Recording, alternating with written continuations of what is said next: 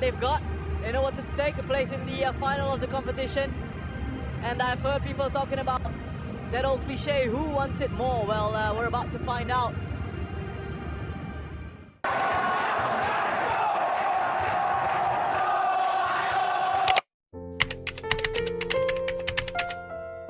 Kecintaan masyarakat Indonesia pada sepak bola memang tidak usah diragukan lagi.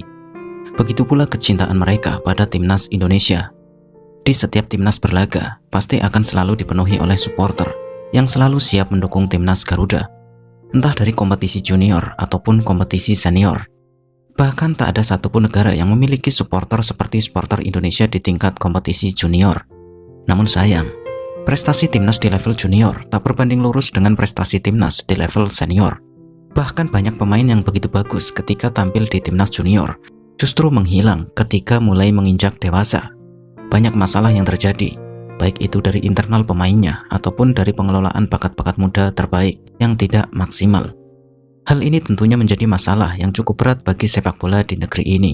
FIFA sepakat membentuk tim khusus untuk perbaikan sepak bola Indonesia. 2015, keadaan sepak bola Indonesia semakin memburuk akibat ketidakharmonisan antara Kemenpora dan PSSI, yang pada akhirnya FIFA menyebut Indonesia telah melanggar status FIFA pasal 13 dan 17. Imbasnya sepak bola Indonesia harus dibekukan dan tak boleh mengikuti ajang resmi dari FIFA dan AFC. Dari hal inilah peringkat Indonesia di ranking FIFA terus merosot. Beruntung, sanksi ini hanya berlaku 1 tahun saja. Namun setelah kejadian ini, keadaan timnas Indonesia tak kunjung membaik. Bahkan di tangan pelatih Simon McManamy, timnas Indonesia selalu jadi sasaran empuk bagi lawan-lawannya. Dari 4 laga di ajang kualifikasi Piala Dunia saja, Indonesia harus kembali turun 20 peringkat karena selalu mengalami kekalahan. Yang lebih memalukan adalah ketika timnas Indonesia dikalahkan Malaysia di kandang sendiri, yang seolah menjadi pukulan telak bagi sepak bola Indonesia.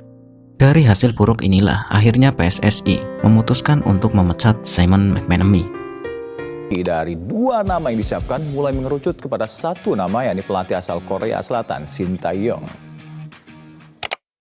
28 Desember 2019, PSSI resmi menunjuk Shin Tae-yong sebagai pelatih timnas Indonesia.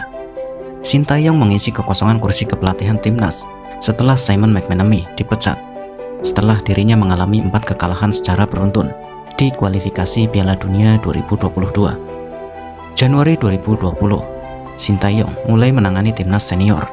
Namun sesuai dengan perjanjian bersama PSSI, Coach Shin Tae-yong akan menangani timnas Indonesia mulai dari U20, U23, dan timnas senior.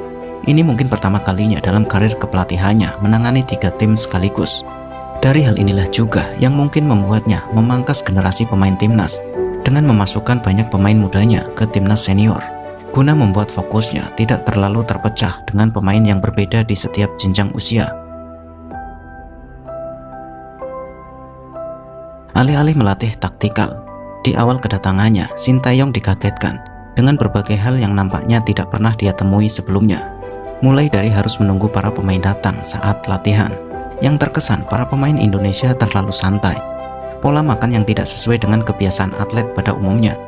Bahkan, Shin Tae-yong sampai memuji tanah Indonesia yang begitu subur, yang menurutnya membuat para pemain sepak bola di Indonesia bisa menemukan segala jenis makanan yang diinginkan. Namun dari semua itu, pasti ada efek yang ditimbulkan bagi para pemain dengan pola makan yang sembarangan. Dari hal inilah, yang pertama kali ditekankan pada pemain timnas Indonesia adalah kedisiplinan. Makanya tak heran jika Shin Tae-yong memberikan denda yang cukup besar bagi para pemain yang tidak mau disiplin. Lebih parahnya, Shin Tae-yong juga tak ragu-ragu untuk mencoret pemain yang berulang kali melakukan tindakan indisipliner. Beberapa pemain sudah merasakannya, mulai dari level junior hingga ke level senior, yang bahkan dari beberapa nama pemain tersebut kini nyaris tak terdengar lagi kabar beritanya. Selain masalah kedisiplinan pemain, Indonesia yang kala itu berada di posisi 175 dunia ternyata memiliki beberapa persoalan yang tentunya harus segera dibenahi, mulai dari teknik dasar pemain hingga stamina para pemain yang disebut tidak sesuai standar. Makanya tak heran jika banyak yang mengatakan Shin Tae-yong melatih Indonesia mulai dari minus. Itu karena terlalu banyaknya kekurangan yang berada di tubuh timnas Indonesia.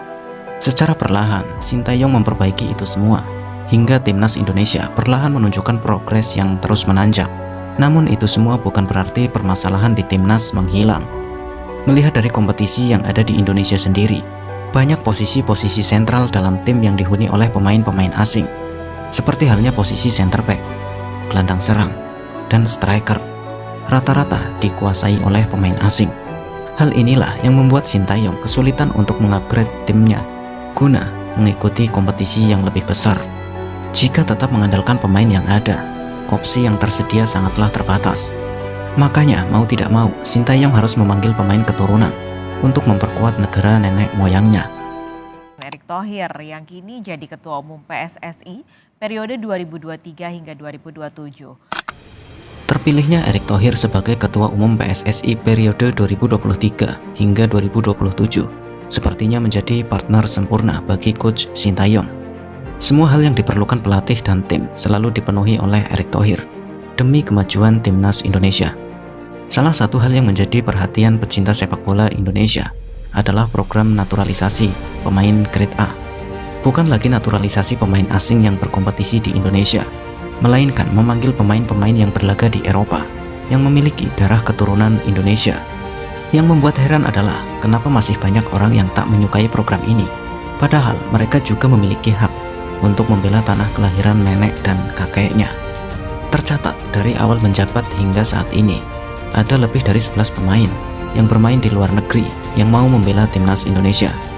Dengan kombinasi antara pemain lokal dan pemain keturunan ini, kita bisa melihat sendiri kemajuan yang ditunjukkan oleh timnas Indonesia. Selain itu, dengan ditetapkannya Erick Thohir sebagai Ketua Umum PSSI, juga memberi kelonggaran pada Sintayong, karena untuk pembinaan timnas di usia 20 tahun, kini telah dipercayakan kepada Coach Indra Safri, yang membuat pekerjaan Sintayong lebih terfokus pada timnas U23 dan timnas senior.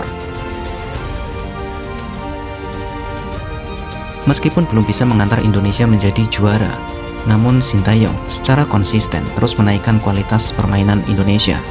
Itu semua berkat latihan yang keras dan uji coba pertandingan yang terbilang luar biasa. Indonesia selalu saja bisa mengajak tim-tim kuat untuk melakoni laga persahabatan. Bahkan sekelas juara Piala Dunia 2022 yaitu Argentina juga mampu didatangkan. Meskipun Indonesia saat ini belum mampu tampil di Piala Dunia, namun sebagai pecinta sepak bola, kita tetap bangga karena meskipun begitu, timnas kita tercinta pernah melawan juara Piala Dunia.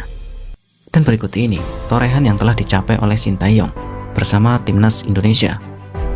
Sintayong konsisten menaikkan peringkat FIFA Indonesia di setiap tahunnya, mulai dari peringkat 175 dunia, kini berada di peringkat 134 dunia, atau menaikkan 41 peringkat. Sebagai runner-up Piala AFF 2020, medali perunggu SEA Games 2021, runner-up Piala AFF U23 tahun 2023, lolos Piala Asia U20 2023, lolos Piala Asia 2023 setelah 18 tahun tak pernah lolos ke 16 besar Piala Asia 2023, lolos Piala Asia U23 2024 pertama kalinya dalam sejarah dan sampai ke semifinal, lolos putaran ketiga kualifikasi Piala Dunia 2026, sekaligus memastikan diri lolos ke Piala Asia 2027.